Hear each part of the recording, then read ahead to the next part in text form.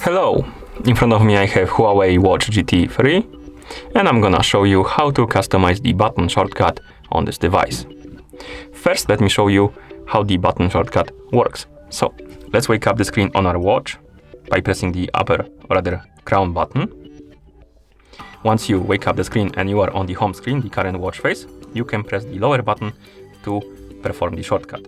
And by default, the shortcut opens the workout menu and you can customize it, you can change it. To do it, press the crown button while you're on the home screen, the watch face, to open the menu.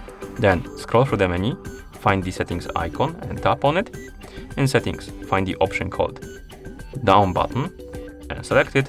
And here we can assign, or we have the list of different functions we can assign to the button.